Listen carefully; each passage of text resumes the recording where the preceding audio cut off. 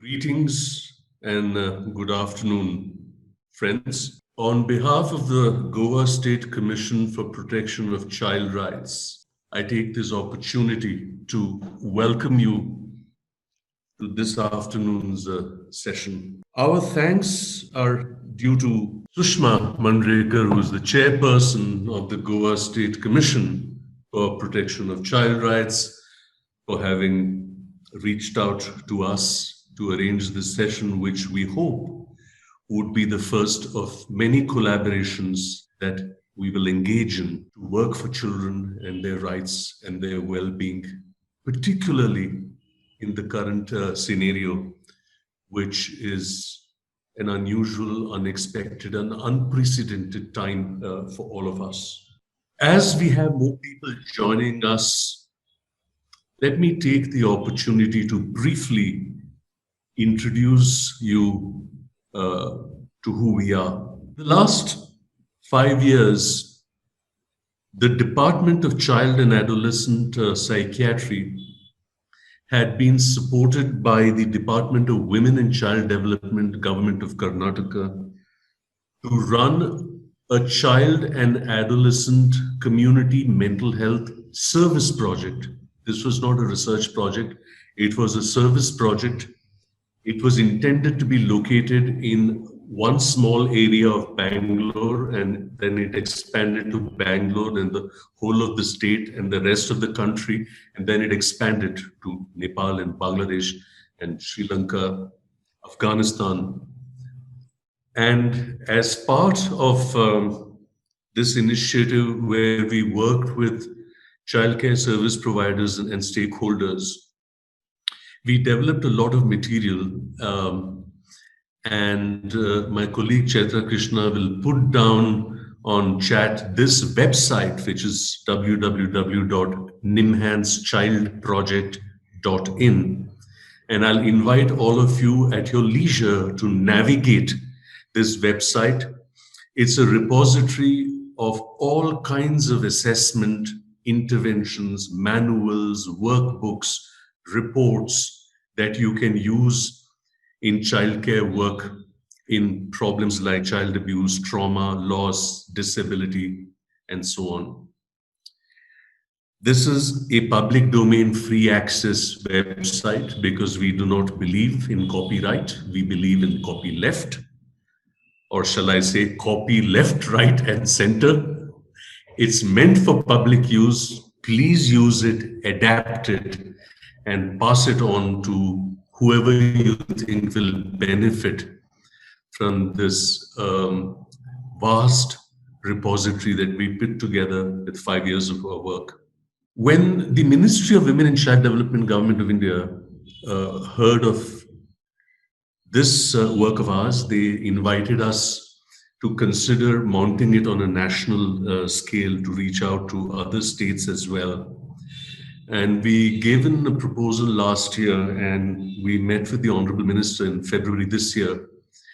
COVID was already hovering in the horizon, very much there, but it hadn't hit us the way that it did in March. And once the lockdown started, by which time the project was already approved. And we started work in June. With the recruitments, and many of the people who are working for me in this new project are present today on this session. Dr. Chaitra Krishna, who is the thematic lead for child protection, is here. Medya Rizvi, who is the project officer for child protection, is here. Mohammad Shoaib, who's project officer for child protection, is here. June from Nagaland, who is project officer in the education team, is here. Now, friends, this is a national initiative and integrated resource for child protection, mental health, and psychosocial care, through which we hope to work in all states with all service providers and stakeholders in the health, education, and welfare sectors to provide resources, training, capacity building. Thus, we will work with education boards, schools, teachers, We will work with ICDS and the Anganwadi system. We will work with ICPS, child welfare committees, juvenile justice boards, childcare institutions and their staff, Childline India Foundation and their collaborative agencies, state judicial academies, legal services authorities, the National Police Academy, the National Academy for Administration in Mussoorie, any child, every child in all the spaces she inhabits and occupies. We are working in 4 thematic areas: care and protection, mental health, education, and policy and law. We will also be working with the various state commissions for protection of child rights. And it is a commitment, Advocate Sushma Mandrekar, that we are making to the Goa Commission, that you have our commitment to assist you in anything that you wish to do where child protection, mental health, and psychosocial care is concerned. We'll be happy to undertake any kind of training for the commission or anyone else that you wish to. So we have a lot of training stuff already ready on evidence gathering under POCSO, on how to navigate Section 15 of preliminary assessment for children in conflict with the law under the JJ Act, how to work with disability, working with the district mental health programs and with tertiary care centers. We'd be happy, for example, to work with the Mental Health Institute in Goa and other state medical colleges, Department of Psychiatry. That it is in this context that we have organized today's session. And let me start with the subject of what I wish to share with you. Now, you'd be familiar with what Gabriel Mistral said, to a child you cannot say tomorrow. What we hope to cover and share with you is the priority where issues of care and protection during COVID-19 for children in difficult circumstances are concerned. And as you can see, this is organized by the Goa State Commission for Protection of Child Rights in collaboration with the National Initiative and Integrated Resource for Child, located in the Department of Child and Adolescent Psychiatry and supported by the Ministry of Women and Child Development, Government of India. And by the way, my name is Shekhar Seshadri. I am Senior Professor in the Department of Child and Adolescent Psychiatry in NIMHANS and Associate Dean of the Behavioral Sciences Division. And I'm very happy to be here today. So what does Gabriela Mistral say? Many things we need can wait. The child cannot. Now is the time his bones are formed, his mind developed. To him, we cannot say tomorrow, his name is today. Now, the importance of this issue is exemplified by certain aspects of the impact of COVID on children's lives. I'm not even talking about difficult circumstances or vulnerability now. I'm just talking about general impact. Let's examine a couple of basic medical issues as far as health, disease, and mortality in children are concerned. All the world literature seems to indicate that the severity of the illness is less in children, and it's only young children under 10 years who are more at risk and probably require aggressive treatments. But children can be carriers. But there is something more evocative and disturbing about the whole COVID scenario. COVID started as a rich man's virus, which is ultimately affecting the poorest of the people. And this is the irony of how this pandemic has spread. Now, if you look at the general psychological impact on children due to lockdown and restricted mobility, look at each of the impacts here. The kind of distress that is caused due to the consequences of social and physical isolation. What about those families who suffered a loss of income and livelihood? What about the difficulties of enduring consequences of parental stress, particularly in those families where there's a lot of physical and emotional abuse? And the frustrations, the anger, and the despondency, particularly for daily wage workers and migrant workers, and what this has done to their lives, and how it spills over or displaces onto the family and causing this form of abuse. What about the risk of child sexual abuse, which is likely to be continuing if you go by the newspaper reports that come almost every day? What about the disruption in children's daily routines, their school, their playtime, their socialization? Disruption of access to education. And of course, the new normal, the impact of online classes in children with access to education. And there the isolation continues with other risks and impacts. In fact, people are now talking about online safety and cyber safety, and how is the level of vigilance as far as online, and what is Zoom bombing when lessons are going on, and suddenly there's an inappropriate picture, that all this kind of stuff has started. In essence, then, if you look at children, the context of COVID-19 and pandemic and its impact on children in difficult circumstances, what I shared earlier was about general children. And we spoke about loss of routine, loss of structure, loss of predictability, loss of educational opportunities, loss of social spaces, loss of peer interaction, and loss of play. And what does this loss do to children's life? And now, if you look at children in difficult circumstances, the lockdown and its economic impact on the poor and vulnerable groups, and the circumstances which many children in need of care and protection and children in conflict with the law are drawn from.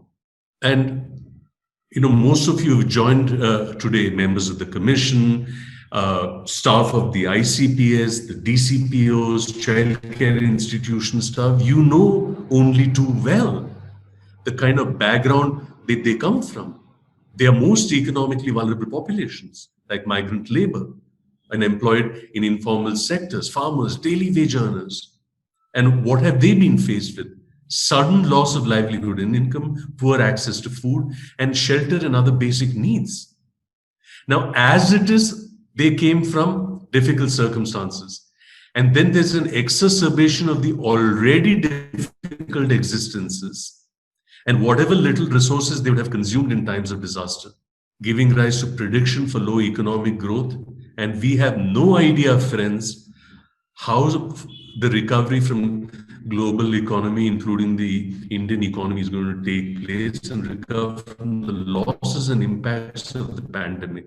I'm given to understand that the stock market is doing well. But the stock market is really the playfield of the upper middle class and the upper class and the very rich. Does that really impact those in whom there is rising hunger? Those who work in the informal economy, the migrant workers and families with no food and jobs, were forced to return to their villages. Therefore, the heightened vulnerability of children living in difficult circumstances, if you really look at their demographic and psychosocial vulnerabilities and what we call as adverse circumstances or adverse childhood experiences, also called ACEs, many of which are pre-existing, their poor socioeconomic status and unemployment, migrant labor, daily wage earners, incidents of physical or sexual abuse, traumatic experiences of loss and bereavement, chronic situations of neglect, experiences of discrimination and bullying, and other family stresses, such as experiencing, witnessing, and enduring parental marital conflict, sometimes escalating into domestic violence. These, friends, are the heightened vulnerabilities of children living in difficult circumstances. Now, for child protection and psychosocial risks for these children, let's go through with them systematically. The first that I want to present to you as a child protection risk is the issue of child labor and sexual abuse. Now, if a family and a child are suffering from hunger and there is the burden of supporting their families, let's understand that both male and female children are at risk for being trafficked for labor, though perhaps there may be a higher risk for male children. If you're trafficked for child labor, that makes you more vulnerable to different forms of violence and abuse. Because we know that situations in labor, whether adult labor or child labor, are essentially exploitative. Often sexually exploited and forced into sex work. Now, children are always exploited in the labor industry and in crisis because they are forced to accept lower wages. Children cannot unionize, though there is some remarkable work done by many NGOs across India who have worked with the whole notion of unionizing children. But this is an added advantage for the industry that is currently looking for cheap labor because of the economic downslide of the pandemic. So you see how it becomes a double-edged sword for children who come from difficult circumstances. So the first protection risk is child labor and sexual abuse. The second protection risk is child sexual abuse and trafficking. Now, children from adverse childhood experiences are at risk for sex trafficking. You superimpose the economic crisis resulting from COVID, it'll further increase the risk. And why is this so? Vulnerable and displaced population in emergencies such as pandemic are likely to be preyed upon by traffickers. And the risk of food for sex exploitation is higher in emergency situations. Let's understand one reality, friends. Pandemics and emergencies of this nature have a disproportionate impact on the more vulnerable people. Child protection risk number 3. Child marriage. When girls from low socioeconomic background are married off before 18 years for reasons relating to poverty, perceptions of the girl child as being an economic burden and lack of awareness in education. What can happen in the COVID-19 crisis, as in any disaster due to adverse economic impact on the most vulnerable households, is there's an increased risk of child marriage. And vulnerable households adopt coping mechanisms that include reducing the household's existing burden and expenditure or size. Therefore, what do? You adjust the number of children under the family's care by marrying the girl children off. Off you go. Child protection risk number 4. Child abuse and maltreatment. Members of the Commission, DCPOs, ICPS staff, you know only too well. Normal times, child abuse can go unnoticed, reported, and how much of it is unreported, undisclosed. In times of a pandemic such as COVID-19 due to social isolation, this is a major risk factor for physical, emotional, and sexual abuse of children. There is limited access to early warning systems. Early warning systems, such as decreased social activity or withdrawn from preschool, school, community. The child was coming to school and suddenly the child is not coming. These were early warning signs, but that's not there anymore because schools are closed. And then there is a lack of contact with a wider social network of families and friends, either due to quarantine or social isolation. And add to that the financial uncertainties resulting from the current pandemic. These are very likely going to put children from low socioeconomic families at a higher risk for child abuse and neglect. To summarize then, if you look at child protection and psychosocial and mental health risk and vulnerability of children in adversities in the COVID pandemic, on one side of your screen, you have child protection and psychosocial risks for children in adversity, and you have a list there: child marriage, child labor, sex trafficking, abuse and exploitation, malnutrition and disease, and injury and death. And on the other side of the screen, you have mental health impact of child sexual abuse and protection violations. And what are these? They are known as internalizing disorders.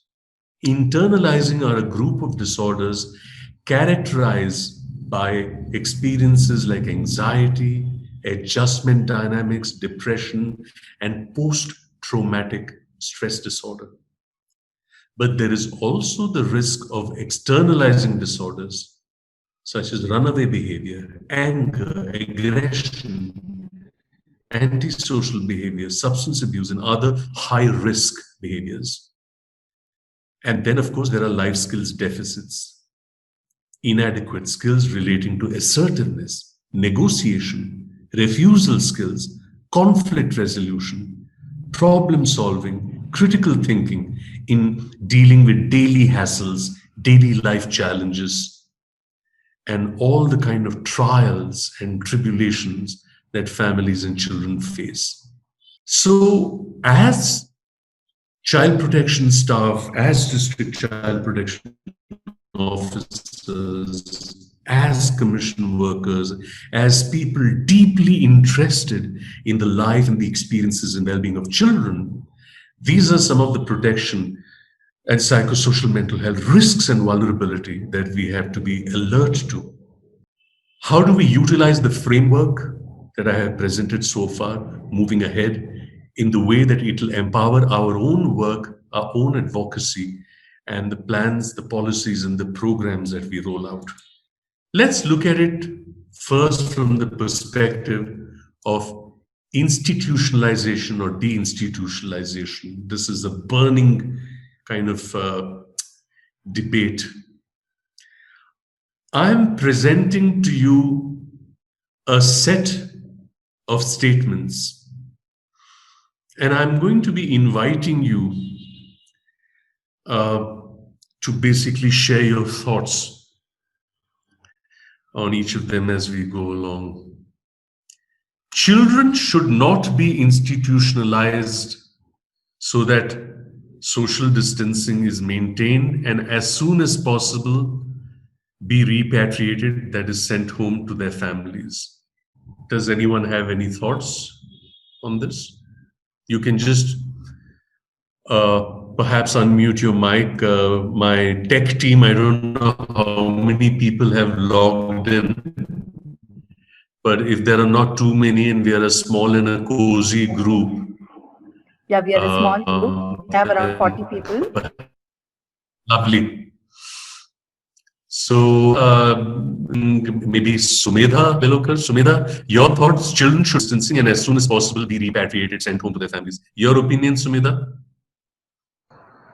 Yes, sir. I can hear you. I'll just introduce myself first. Please. Am I audible? Oh, yes, yes. Okay. Okay, I'm the probation officer at the state-run institution Apna Ghar. And we have, as soon as the lockdown was lifted in Goa, we had many children who were brought and admitted to our institution. So I will not be able to say that we should not institutionalize children.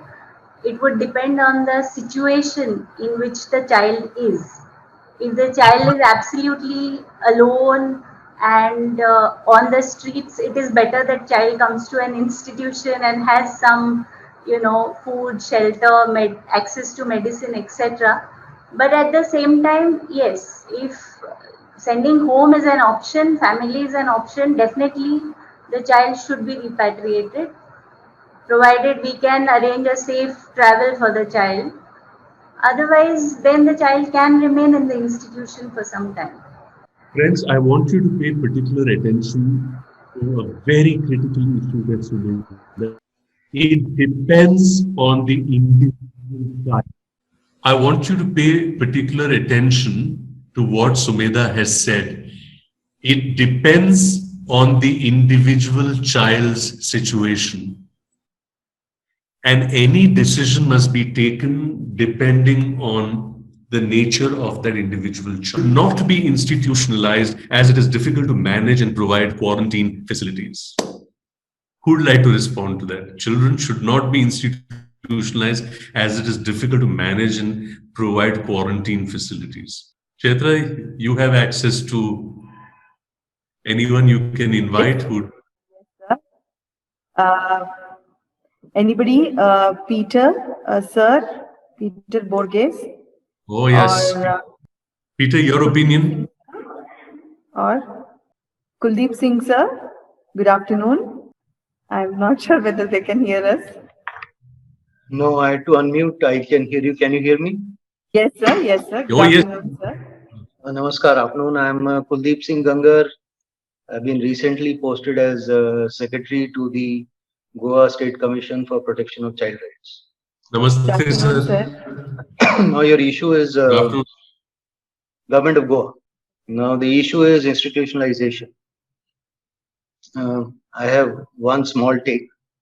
Right, sir. I look after animal husbandry. I look after agriculture, public grievances. Right. Institutionalization of any kind, whether it is old age home or children, women, or even the Gaushala in animal husbandry, is not a good sign. It's not the first option. It is because people have been abandoned. Either it is elderly or women or children or the cows or the animal shelters. So institutionalization is an alternative, because it's not an alternative, it is compulsion when nothing else is possible. Right. So keeping in view the COVID situation and the health guidelines, institutionalization should be done only where it is needed. And as fast as we can send the children back to their homes, like Sumedha has said, if we can make their safe travel arrangements, so they should be repatriated as best as possible, provided the families are in a position to take. And this is my response. Well, I want you to pay particular attention to what Kuldeep sir has said. It needs a family assessment, and a repatriation should be done once you have ascertained the ability and the safety of the family too. So the qualification that Kuldeep sir has made is exceedingly important to keep in mind, along with the fact of what Sumedha mentioned, that this is a decision that needs to be taken on a case-to-case basis. To go further on this issue, if you look at all the statements, children should not be institutionalized due to lack of educational and developmental opportunities and engagement in institutions. Children should not be institutionalized as long as the family is able to provide them with at least 2 meals a day. Children should be institutionalized if they are orphaned and abandoned. Children should be institutionalized when families are not able to provide them access to education in situations where the child is interested in studying. Children should be institutionalized and not sent back to the family when there is a history of abuse and violence in the family. The whole point that Sumedha and Kuldeep sir are making is, let us not get caught into the should not and the should issue and qualification that Sumedha and Kuldeep sir have made, and ask, let me paraphrase this for you. It's certainly a desirable goal. The current time with the open the doors of its childcare institutions for children from severe deprivation and poverty to avoid families and children. Are you able to hear me, Chaitra? Yes, sir. Yes, sir. Due to the nature and scale of the crisis, and psychosocial problems are likely to continue, resulting in long-term mental health with effects in children. Thus, it is imperative to strengthen childcare and protection mechanisms and integrate the crisis response into ongoing routine programs and services. So now is not the time to take extreme positions. Now is the time to bead in the point that Sumedha and Kuldeep ji made about the decision being case to case and the decision being qualified on the basis of the materials that I have presented to you. Going ahead, what are the implications for child protection and mental health interventions in field practice? Let's consider the following issues. If you look at the lockdown and the lack of intrastate and interstate transportation, there's perhaps a need to conduct systematic home studies to evaluate families' capacities, as Kuldeep ji pointed out, to provide optimum care to children, especially in the wake of the recent economic crisis. It is also the willingness of the, and we've had several, a child into a school studying well. The Child Welfare Committee took a decision in its wisdom to repatriate her to the family. She's studying. I have got so encouraged by what I'm doing in school, and my acculturation in this institution in school is so good. If you send me back, the cycle will repeat again, but they would not listen. They sent her back. She was re-trafficked for child labor, found again and came back. And these are issues that we need to keep in mind, particularly if the child is at risk for trafficking, either for sex work or for child labor, and at risk for child marriage, or if the child is at risk for abuse and violence. And this is the ideology, the philosophy, and the truth. May I speak, sir? Please, sir, please. Of course, the caveat is within the ambit of law, court orders, whatever is applicable. Right. And if we feel there is a need to amend the law, then maybe we should move a proposal for that, because laws keep changing with time. That's the only caveat. For children in institutions, how can children be helped? Now, there are three components here, and confusions. The second is developing rules anxiety. Taking off from what Kuldeep ji said as working within the caveat of the law, let me remind you to the April 3rd order that came from the Supreme Court, consisting of a quorum with Justice Deepak Gupta and Justice Nageshwar Rao on children in institutions. And interestingly, the largest section in that order pertains to mental health and well-being. It has almost 12 sections that order issued by Justice Nageshwar Rao and Justice Deepak Gupta. And it's very interesting how a Supreme Court order has such a nuanced, such an evocative and empathic understanding of child and adolescent mental health and well-being. They said, recognize that what children are going through are normal reactions to an abnormal situation. Validate their emotions and questions. Reassure them that they are safe.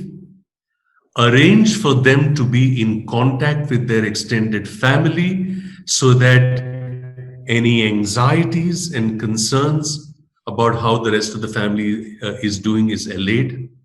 Provide them structure and routine. Meet their developmental and creative needs. Form collaboration with civil society agencies to keep education and developmental activities intact.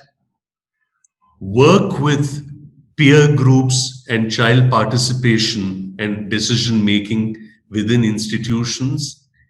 Recognize that violence is a possibility among children themselves or between caretakers and children, and respond to this. These were about 11 or 12 points that the Supreme Court order made for childcare institutions, other than the structure of these institutions and so on. And I would urge you all to look closely at the provisions for mental health in this order that was passed by the Supreme Court. And this can be disseminated to all the childcare institutions that are functioning in the state of Goa. And it forms the basis, as Kuldeep ji pointed out, of the manner in which we work, keeping the balance between child mental health, child rights, the child's best interests, and protection risks. So we keep this framework in mind, and we keep the framework of the provisions that are provided to us, and we do our best to keep the child safe and protected. Let's expand on how children can be helped a little further on these three things I mentioned. Addressing their questions, confusions, and concerns. Now, children's anxieties, where do they come from? And how are they internally processed? Responding to these questions and confusions is critical, as this helps to alleviate distress, at least to some extent. So what do we need to do? Recognizing and acknowledging emotions of worry and anxiety, using developmentally appropriate ways to provide simple information on COVID, ensuring systemically as well as through conversation with the child that the child's health and safety is maintained, to be open, transparent, and honest without giving false reassurances, never being critical, to be culturally sensitive, and to avoid getting upset with them, because we need to remember their emotional state. I would like to draw your attention, friends, to what I had mentioned earlier about internalizing disorders and externalizing disorders. A child with anxiety can be withdrawn and silent, but can also be agitated and cranky. So we cannot look only at manifest behaviors. We need to look at the emotion behind that and acknowledge it, because merely to tell a child to stop being cranky, or this cannot continue, or why are you behaving like this, does not help, because the child then does not get a feedback that his inner distress is being understood, acknowledged, and validated. And this is the reason why we believe that behind every behavior there is an emotion, behind every emotion there is the kind of inner processing of thoughts, and behind every such thought there is an experience, and behind every experience there is a context. And what context are we talking about? We are talking about COVID-19 as a context. We are talking about separation from parents and vulnerability as a context. We are talking about the institution as a context. And within this context, there is an experience. I muted her, sir. Thank you. Next, developing routine and daily schedules. Now, why does this help? Children need routine and predictability, as most of us do. It helps restore normalcy and balance. And predictability is important, because if you do not know what tomorrow has in store for you or the day after, then it generates a lot of anxiety and tension and turmoil. When you have structure and routine, it enables a child to feel that she has some control over time and activities and decisions on what to do, and therefore reduces anxiety. And this is called as recognizing the agency of a child, a term very known and very dear to the Commission, because any commission, any agency, any individual who works on the issue of child rights knows, or on the issue of rights knows what agency means. And when agency is taken away from you, then it generates anxiety and tension and anger and frustration. Structure and routine also maintains children's creativity and keeps them occupied and distracted from conscious worry about the pandemic. And this is very critical for developmental needs of children, because school, for many kids, schools have closed, online has come to stay, you're not meeting your friends, Adolescents are not hanging out in malls and the addas that they used to hang out in.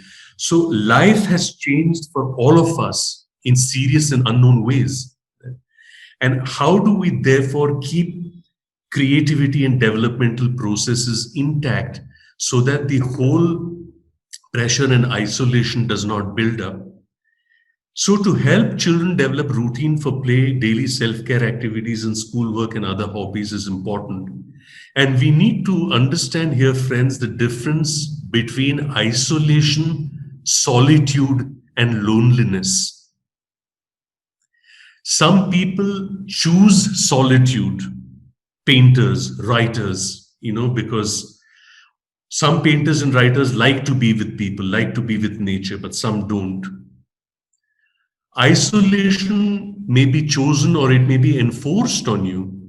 Now, even for those who unfortunately are afflicted with COVID and have to be on a respirator, and you're in this ICU with no human contact and just a lot of wires and tubes and these mask-like figures who are going in and out, it can be a freaked out situation for anyone because you're deprived of sensory stimulation. And sometimes, many of you may have heard of this MRI machine, there is a CT scan, there's a gantry inside which, you go.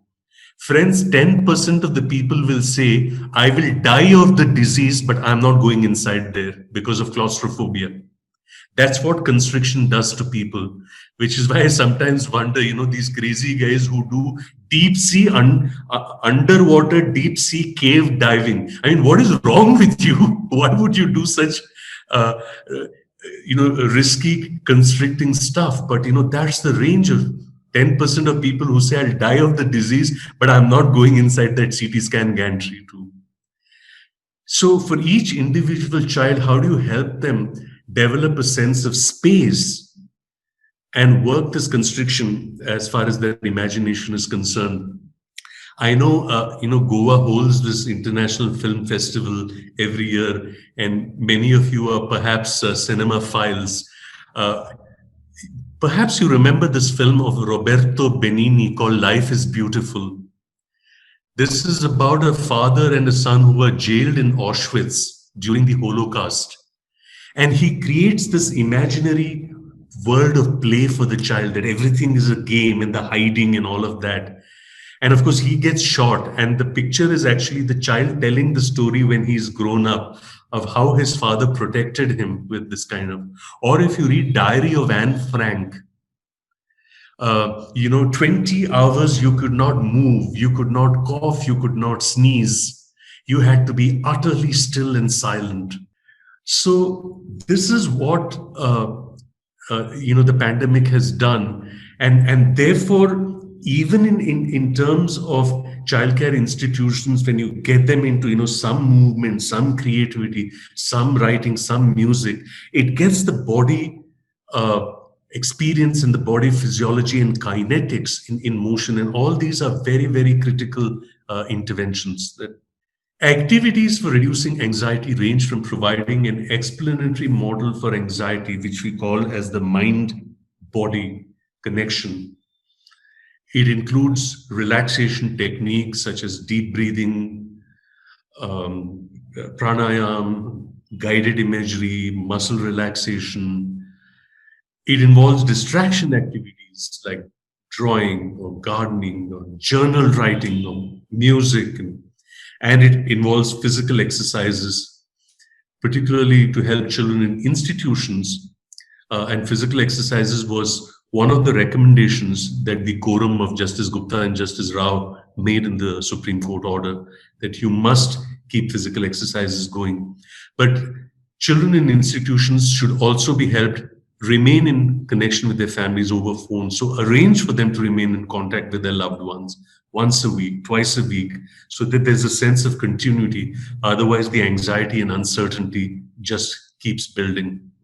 In summary, using systematic ways to recognize individual and family vulnerabilities in children in difficult circumstances is critical. And making decisions on institutionalization, deinstitutionalization, as Sumedha pointed out, on a case-by-case basis, not based on pandemic panic, but on vulnerability due to the pandemic, the qualification that Kuldeep ji referred to, and optimizing the care of children within institutions. Friends, our role as child protection workers is more important than ever before. Now, more than ever, we need to make careful decisions about children's placements and care. Thank you very much. What we're going to do now is we have left enough time for a lot of discussion to take place. Please feel free to put your questions on chat, and I'll come to you, Kuldeep ji. Please feel free to put your questions on chat, and Medya and Chaitra will kind of curate it for me, and I'm happy to take it one by one. Thank you very much, all of you, for your kind attention. I hope this has been helpful. But as I was telling Sushma ji, this is only the beginning of what I hope is a collaboration with the Goa Commission. And Kuldeep ji, for your information, I represent a national initiative and integrated resource for child protection, mental health, and psychosocial care, supported by the Ministry of Women and Child Development, Government of India, which is located in Nimhans, through which we have a mandate to assist all states in the health, education, and welfare sectors, all service providers and stakeholders, for the context of child protection in mental health and mental health in child protection. So we will be working with all state commissions, judicial academies, legal services authorities, school boards, childcare institutions, Childline, the police, the Childline India Foundation, childcare institution staff, juvenile justice boards, district mental health program, tertiary care hospitals. So this is the mandate that I wanted to share with you. I had mentioned this at the start of the session. I thought it would be worthwhile to mention it again. Kuldeep ji, over to you for your thoughts. Sir, just sharing two experiences. Sir. My chairperson, Sushma Madam, is there. Madam, welcome. Hello, sir. Madam, आप भी quarantine enjoy कर रही हैं ना मेरी तरफ? Okay, sir, just two things. When I was in Delhi, Right, sir. I was looking after, apart from other departments, animal husbandry. Yep. And then we had about 5 gaushalas there, each about 20 acres. You would have about 1,000, 1,200 cows. Now again, these are the abandoned ones. Cow comes on the street when 6-7 साल 8 साल के बाद दूध नहीं देते हैं तो छोड़ दिया. So it's like a old age home, gaushala for them. So then when we were interacting with the NGOs, one of the ideas was that there are a lot of old age homes coming up in Delhi. And the feedback from the people living in old age homes was कि I have all the facilities, AC है, TV है, दवाई है, खाना है, सब कुछ है. Because my kids are busy, they are able to afford the payment, but right. I'm not able to meet my loved ones. Right. He said, I miss them. एक 2 साल नहीं मिलते. Then we thought of having a gaushala of 20 acres, and in one corner you have about 2 to 3 acres of old age home. So there is a mutual psychological interdependence between the elderly and the animal, because he will ensure that ये गाय को आज आपने नहलाया, साफ किया, खाना दिया, उसको पानी दिया time से. It's a bond, and it works on a small scale. So, but then by the time I moved the proposal, I got transferred to Goa. Right. Second, I think Madam abhi quarantine mein hai. I had a wonderful, one of the best vacations of my life. 26 days I was in quarantine. I was COVID positive. I did not inform anybody in my family, and I wanted nothing except bahar food hai. तो I was living my bachelor days. 6-7 दिन shave मत करो, 4 दिन नहाओ मत. Nobody to bother. So it actually happens. But Very- in those 26 days, I recorded 20 songs. Very And I kept nice. sending it to. I tried it on Smule and some online. So I kept sending it to my family, parents, siblings. So nobody realized that I'm quarantined and I'm COVID positive. It's only when I came out after a few days, when I was in office, so I informed them कि ऐसे हुआ था, अब सब ठीक है. So what you were saying is creative, whether it is music or painting, it really helps. I wanted nothing. I wanted no contact. And on the 25th day, I informed my chief secretary also. On the 25th day, I called the doctors requesting ki guys, can you please extend my quarantine by 2 more weeks? They said sorry, medically we can't. आपको office join करना पड़ेगा. Right. So the creative part which I am trying to tell you, and the Gaushala where it's a different model. So we'll have to try something innovative. I agree with you, and I respect government has asked you to do something. But the biggest thing for me is that you're a professor. That is more than enough for us. A professor is something which makes us. They've made us. So thank you so much for guiding. Ma'am, आप कुछ कहना चाहेंगी? My chairperson is there from the Goa State Commission. Yes. Sushma ji, Hello. over to you. Yes. I'd like to thank you, sir, first of all, because you made us to understand why for a children we cannot say tomorrow. So actually, this session I have planned because I was finding certain queries and questions were raised by the certain institution where children were getting depressed, like because of pandemic situation. And there were thoughts were coming in the minds of the children of committing a suicide or running away from the institution because they were completely log off from the outside world and they were not able to find out the ways for themselves because the school, the other activities were hampered, like, and for us, like, we were in the family. Even my sir said that we are enjoying a quarantine. For them, it was those who were in the institution. It was very difficult situation, like. So many of the institutions are facing these difficulties and problems because the institutions are not like our homes, because where we are having all the facilities, where we are having a TVs, where we are having a radios, where we are having a smartphones, a family who can take care of them. For them, the institution is only the place where there is only the in charge is there, caretakers are there, whatever the food and whatever the facilities provided by the institution is the only means and source for entertainment. So in that situation, it was very difficult for us to know how to tackle these children, how to overcome the stress of these children. So that is the main reason. So I'd like to request all the participants now, because they have faced, because many of the institutions in charge are there. They would like to raise their own question. They might be having their own queries. So I'll request them to please raise them, because we have a good opportunity to have a Dr. Shekhar Seshadri. So please, over to all the participants. Please feel free to raise your questions. Thank you, sir.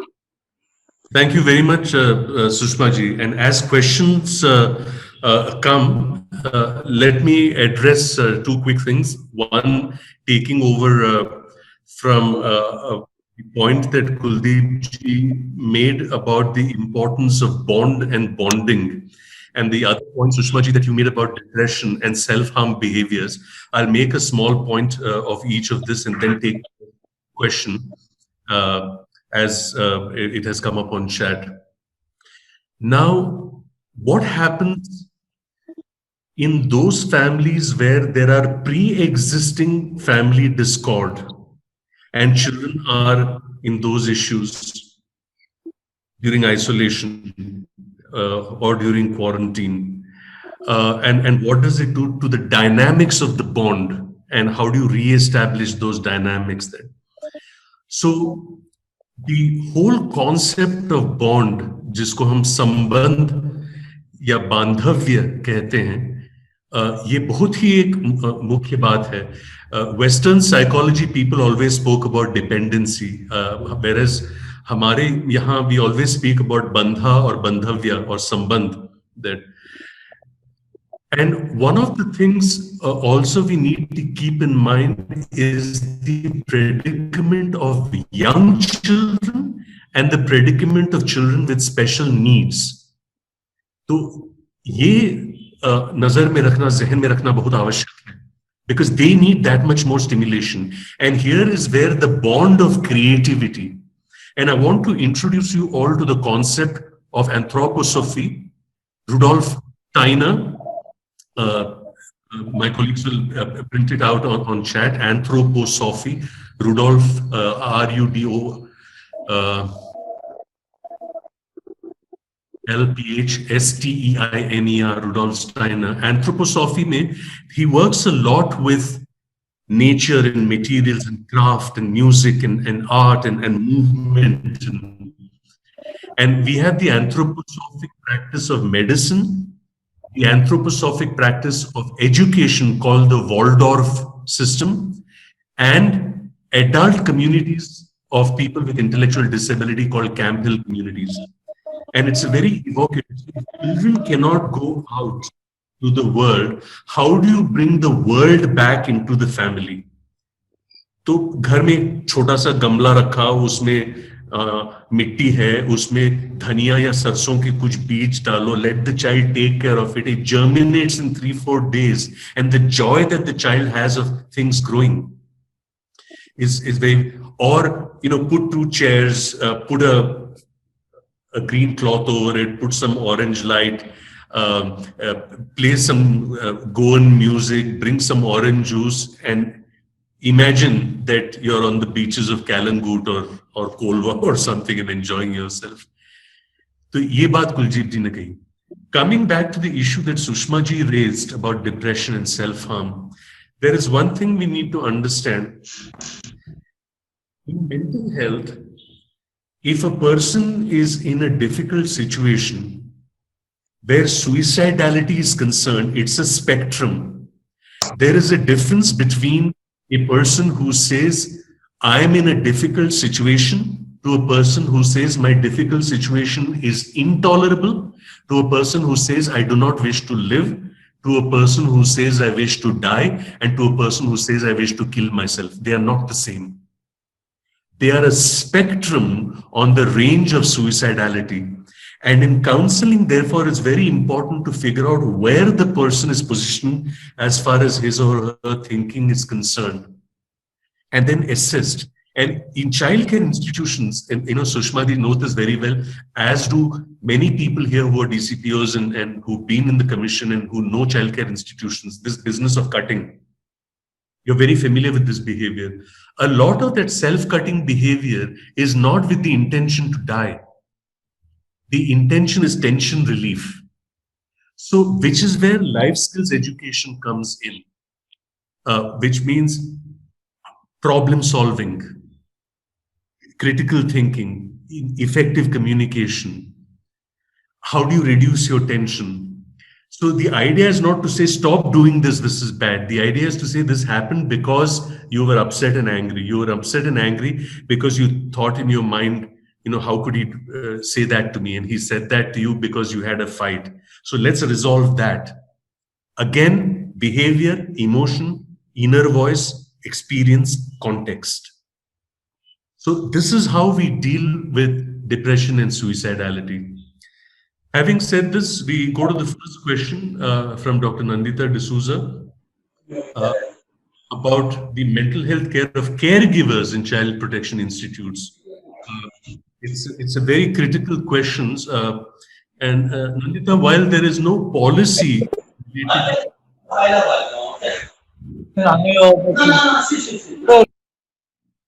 Nandita, while there is no policy related to this, we have been working very extensively with caregiver burden and caregiver burnout.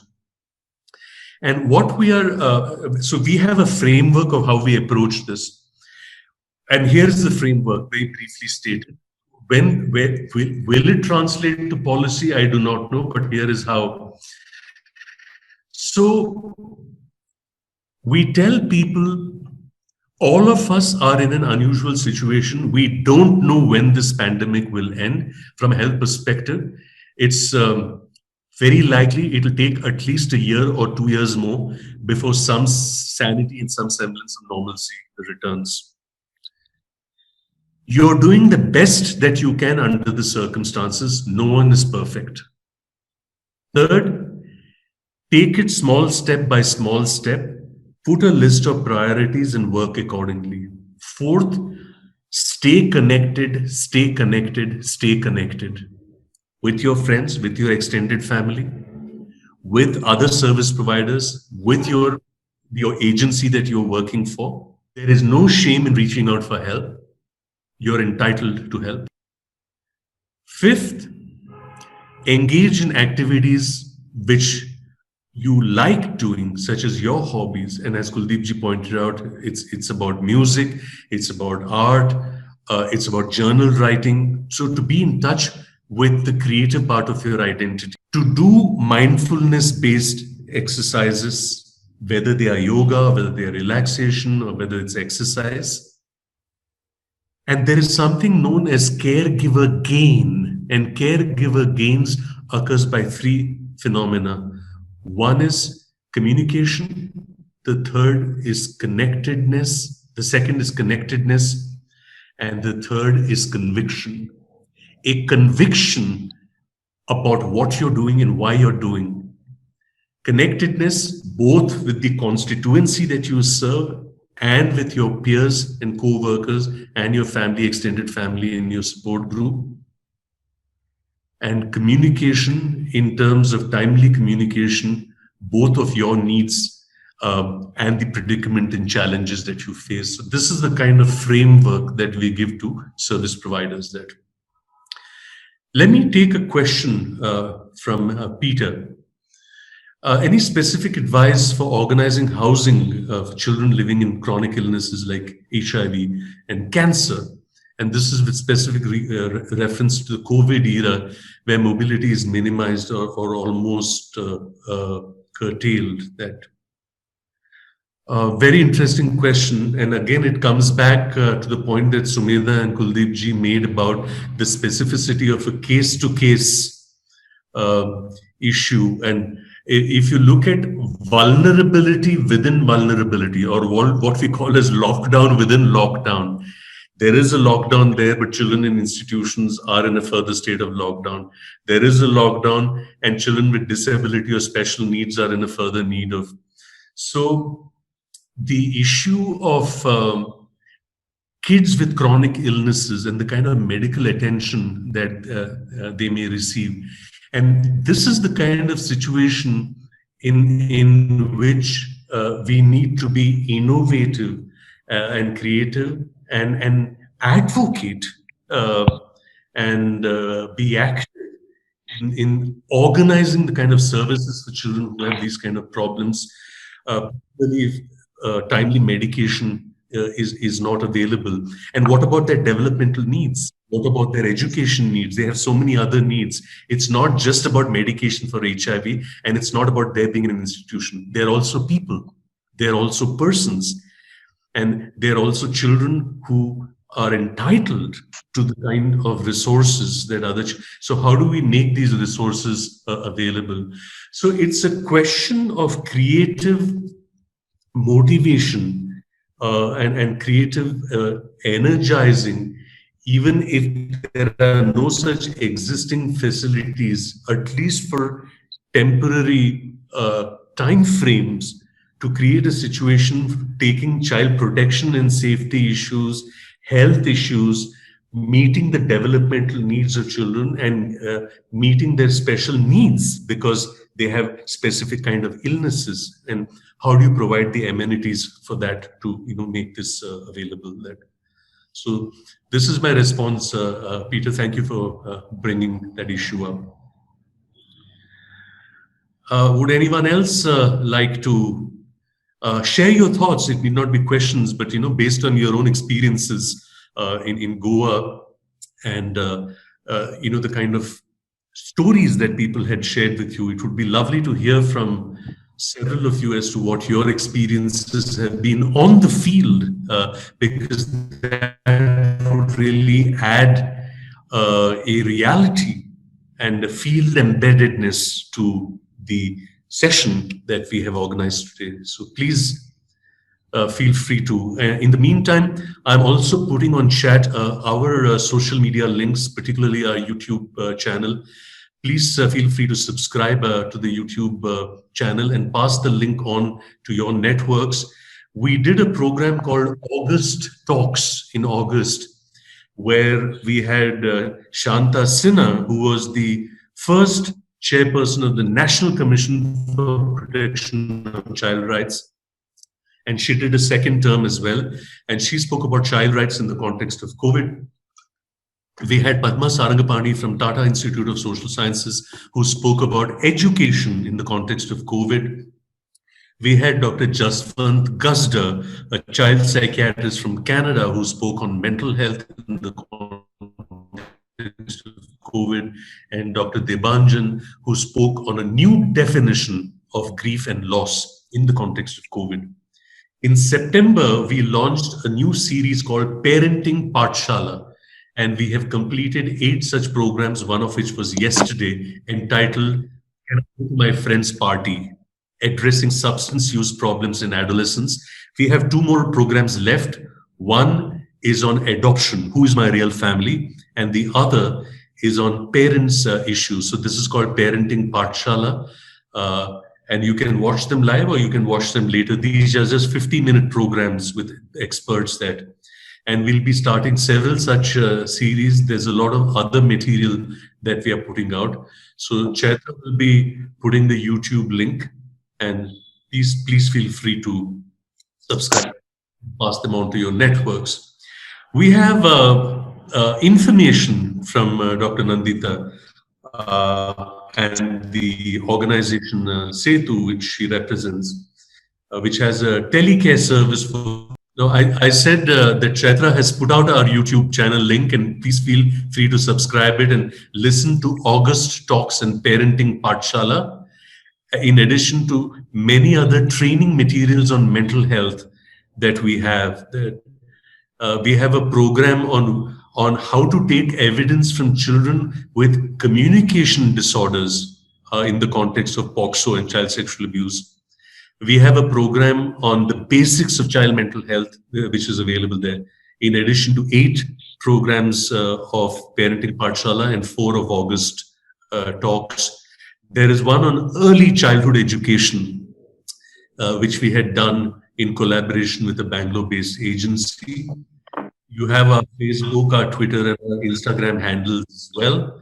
And a message from Dr. Nandita D'Souza about the kind of services that her organization offers. What would be really nice is to hear some experiences and thoughts and stories from the field. So if any of the people, Rashmi, Kailash, Sangeeta, Madhura, Vaishali, Prajakta, Riyansi, Shambhavi, Preeti, Nikhil, Shara, Rati, Yoginisha, anyone who'd like to share stories from and experiences and thoughts from the field, it would be lovely to hear some, to basically then close the session with voices from Goa itself. We would invite any of you to please share your field experiences which you had during the COVID pandemic, so that we can also get a perspective how and what's happening in the Goa context. It would be very great for us to learn from you, from your experiences. Yes, Chaitra, this is Madhura from Setu. And actually, I was just wondering, when we are talking about education scenario and what's happening, the schools are closed and most of the things are online. I just wanted to ask, like, how are the childcare institutions handling the online medium with so many children housed, and the difficulty to provide them with the services? So this was something which was concerning me for a long time, and now that the forum is here, I just thought of asking this as my query. Related to the issue that Peter raises about his experience of working with about 200 children living with HIV in the community and providing psychosocial support among other services. And what he says is that, I mean, the COVID lockdown, this teleservices online, there was a little problem in its usefulness. And, he was also wondering what was the experience around, is this working elsewhere? And so actually what they have done is they have started in-person services with safety measures, which, seems better. And I think on a case-to-case basis, particularly where there's an emergency, Peter, Madhur, I'm always reminded of this little story. When a man is drowning, that's not the time to stand on the edge of the water to teach him how to swim. That's the time you jump in and save him. This is sometimes the issue with telecounseling and online counseling or email stuff, that the immediacy of the mental health and counseling impact is lost. And it calls for a higher level of skills to create that sense of immediacy for a client, and to speak for 50 minutes or 1 hour on the phone or on WhatsApp video or on other or on Skype has its own technical issues, about connectivity and so on. But, with education having gone online, and this is not just a COVID phenomenon. Even before COVID, we have several agencies which had started online education, and they're doing very well monetarily. All your learning management systems and so on. So it's a question of, we cannot wish online away. Much as 100 children may be in need of help, is it possible to reach all 100 immediately in the manner that we would like to? And how do we sort of maintain the balance of... so I think that the term that the education sector is using is hybrid teaching. We need to adapt and adopt the hybrid model. So we do a little face-to-face, but we follow it up with, online stuff or the other way about. And these are some ways in which you can experiment with the hybrid model. And in continuation with this, when the Setu group says that they've been doing teleservices for both children and parents, and it kind of works well. Of course, connectivity and internet issues is a problem, but the telephone was also, worked well. So, friends, it's kind of, the cliche of the new normal. And like I said, we have to adopt and we have to adapt. And both these terms are very critical to see how we maximize our reach to the children who are in desperate need of help. The truth was, even when COVID was not there, for every one child who reached us, there were 100 children who would never reach us because they are somewhere out there in areas with not much access to either information or transport, with their own family realities and so on. So, and this, both the digital divide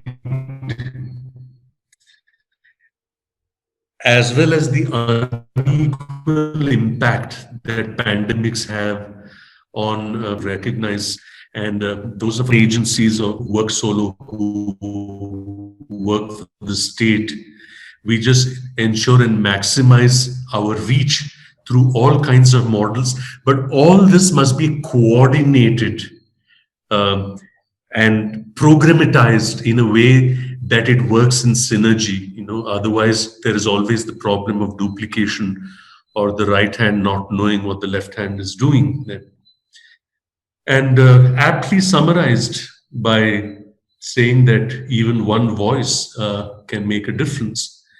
And this is the truth.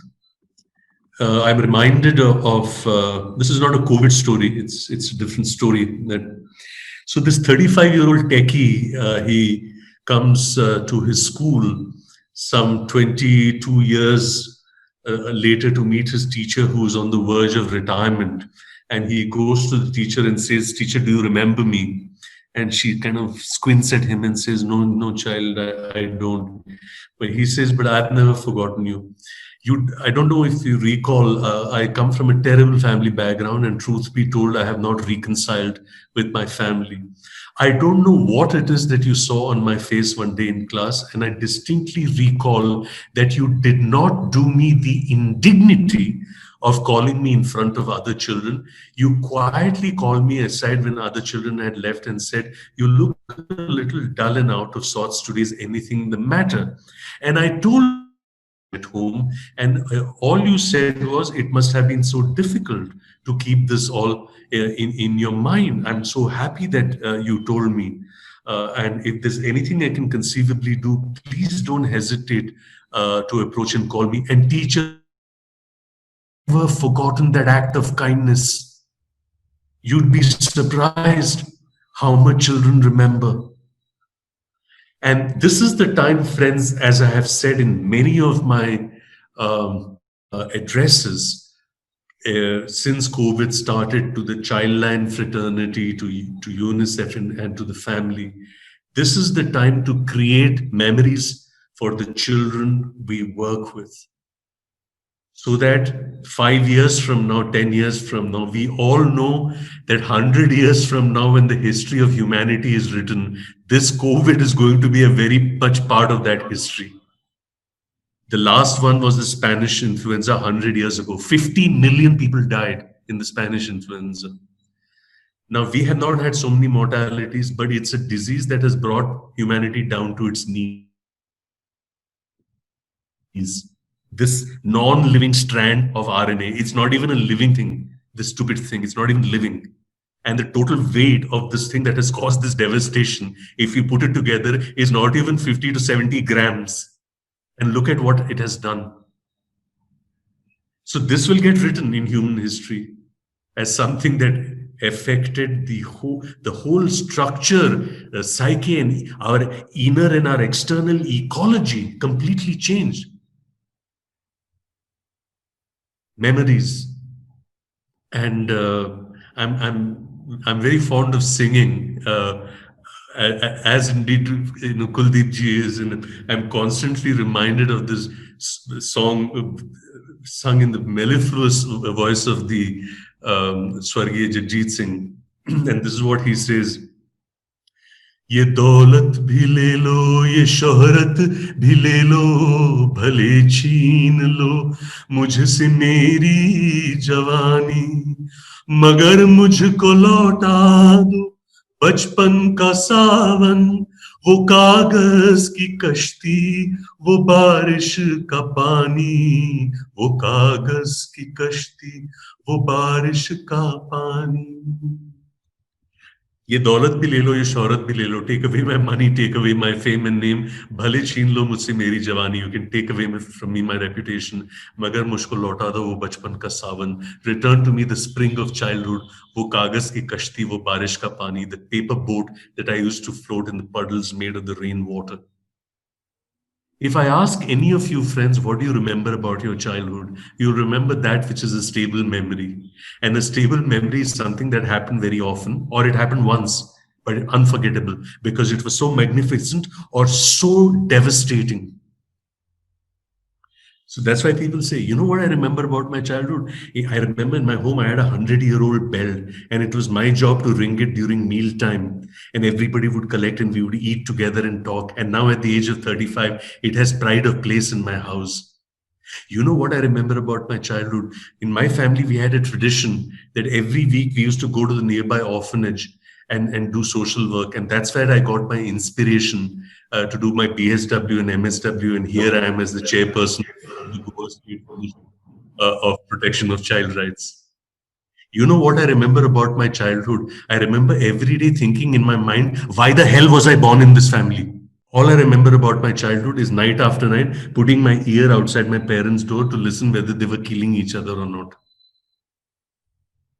So what memories are we going to create for these children in the COVID? Yes, there was lockdown. Yes, schools were closed.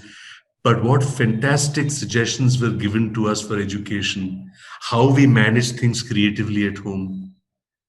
Or children in institutions, what kind of new memories would those of you present here, all 40, 45 of you, and when you go back to the spaces that you work, Sushma ji, who so ably heads the commission, what will she take back from this session to really get the commission to suggest to people to experiment with new kinds of stuff, to revitalize children's lives and revitalize children's institutions? What kind of enablement will Kuldeep ji give, given his position as secretary? What will the NGOs present here do? So this is the kind of stuff that we need to keep in mind. And like I said, we are here to support the commission, and we would be pleased to assist you and collaborate with you in all future programs, and not just the commission, but if the commission wants us to work with the child welfare committees, the juvenile justice boards, childcare institutions and their staff, we would be happy to do so. If you want us to work with the special juvenile police unit, we will do that as well. We'd like to work with the Goa Judicial Academy, the Goa Legal Services Authorities. In fact, we're doing some very interesting programs with the Maharashtra Judicial Academy using the parliamentary debate format to look at Section 15 of the JJ Act for children in conflict with the law. We're going to be repeating that in the Orissa, hopefully in the Orissa Judicial Academy, in the Kerala Judicial Academy, and possibly in Rajasthan as well. So we're working across the country, and it would be our honor and our privilege, Kuldeep ji and Sushma ji, to assist Goa and all the stakeholders and all the service providers that work in the area of child protection and mental health. This is our obligation, our mandate, and our commitment to you. We are also doing a 10-part series for NIPSID, the National Institute of Public Cooperation in Child Development. It's a child protection series. It's called the Hifazat series in October, November, and we'd be happy to share the series with Goa. So this is, as we finish Parenting Pathshala, we are starting the Hifazat series, and we invite you to join that as well. Having said that, I will hand over to Kuldeep ji and Sushma ji for their final comments, and then we will close the session. Over to you, Kuldeep ji. Yeah, sir, just pleasure hearing you. Just feedback and a submission. Two things. I've recently joined, I've got 3-4 portfolios, and Child Protection Goa is one of them. I've recently joined Child Protection. And I've never seen a passionate commission like this. Wow. They meet regularly. In spite of COVID, they will come down to a room and they would debate on different issues. They are very passionate about different subjects. And I haven't seen a chairperson like this. She will not wait for me to go to that office. She'll just walk down to my office. Right. And she'll just say, "Ki ye wali important ye kar do." So I think you must work with Goa Commission. Done. As a feedback. Consider it done. Thank you, sir. Ma'am, Thank you, sir. Thank you, Dr. Shekhar Seshadri. Actually, what you said that we should not say a child tomorrow. That is a passionate, because of that my members and we are working with that spirit also. So actually this. I think. We have lost ma'am. I think she will try to join again due to some technical errors. Some internet connectivity problem, I think. We'll just give it a minute for Sushma ji to join. It's in the meantime to basically invite all of you to look at our YouTube channel, subscribe to it, and pass it on to all your networks. And thank you all for the very kind comments that you're putting on chat.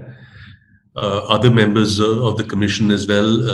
Anjali, thank you very much for saying it was both educative and informative. I know that you have another meeting to attend, so please do carry on. Sushma ma'am is back. Hello, sir. Yes, go ahead, ma'am. Okay, I'd like to say thank you, sir, very much for enlightening us with this very hot topic, actually, that we cannot say tomorrow to a child. So also I to my participants who have taken the time to join us. So thank you very much, sir. Thank you, Sushma ji. And once again on chat, we are putting our YouTube resource and our Facebook, Twitter, and Instagram handles. All this, like I said, is in public domain. Please adapt it, use it, pass it on. It's meant for everyone to use. Like I said, we have a copyleft policy. So by all means, use it. Kuldeep ji, thank you very much for staying throughout the program and your active participation and your words of wisdom based on how your experience with systems and particularly with the state. And we take on board your observations about the passion of this commission and assure you that it would be our privilege to assist them. We are mandated to, but we'll also be privileged to assist them. Or in the words of Shreyas Talpade in Om Shanti Om, picture abhi baki. So thank you very much and good day, all of you. Take care. Jai Hind, Jai Goa.